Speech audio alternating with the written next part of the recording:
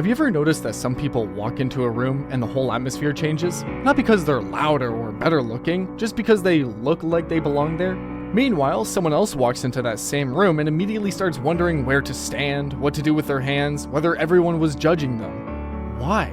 Why can one person completely embarrass themselves in public, and 5 seconds later they're laughing about it, while someone else spends the next 3 years thinking about the time they said, "you too," when the waiter told them to enjoy their meal? Well, scientists spent decades trying to figure that out, and what they discovered might explain almost every confidence problem you've ever had. See, confidence isn't one skill, it's 4 separate skills that you can build.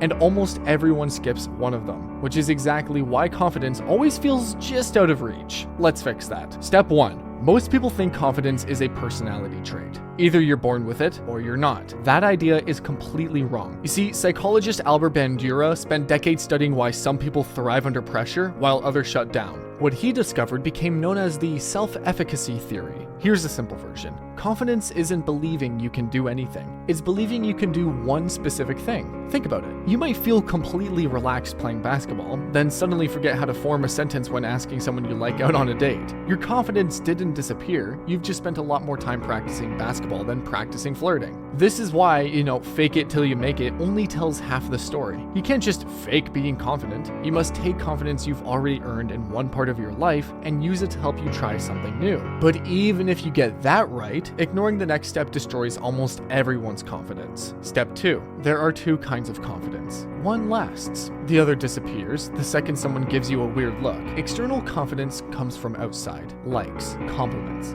followers. The way someone looked at you across the room. It feels like heaven, but if someone gives you your confidence, they can take it away. Internal confidence works differently. It comes from what you've proved to yourself. And here's the crazy part. Researchers at Cornell discovered something called the spotlight effect, which is that we massively overestimate how much other people notice us. So basically, according to Cornell, nobody cares. Seriously, everyone's too busy worrying about themselves. Most of the anxiety keeping you quiet comes from performing for an audience that isn't even watching. Once you realize that, confidence is way easier because you're not living to impress others. Step 3. When people picture confidence, they imagine someone loud, charismatic, always talking. But real confidence is surprisingly quiet. You can seem truly confident by following these 3 small habits. First, calibration. Confident people don't need to be cocky. They don't go out saying, "I'm the greatest." They say, "I've done this before." There's a huge difference. One's built on compliments, the other's built on accomplishments.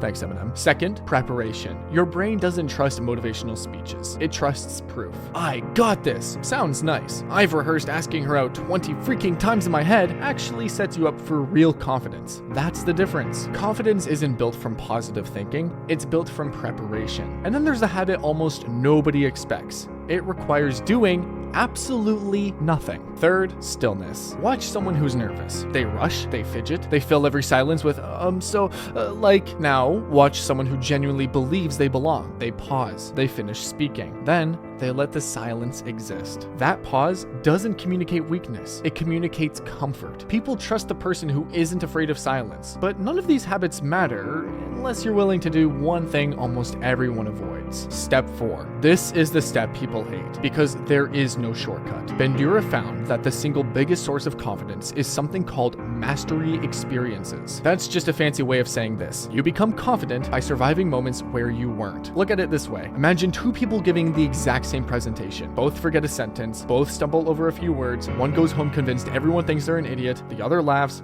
learns from it, and volunteers to present again next week. 6 months later, who do you think is confident speaking? Not because they were born different, because one gained experience, the other stopped trying when it sucked. Think of every rejection you've gotten, every missed shot, every awkward conversation. Those don't make you a loser. They're building blocks to become confident. Your brain doesn't learn confidence from motivational videos or, inspirational quotes over sunset pictures. It learns from experience. If you spend your life avoiding embarrassment, according to science, you're also avoiding the only thing that creates self-confidence. So, if you're avoiding something that could make you uncomfortable for 20 minutes, but more confident for the next 20 years, you're not protecting yourself. You're cheating your future self. Remember the people we talked about at the beginning? The ones who walk into a room and somehow change the energy?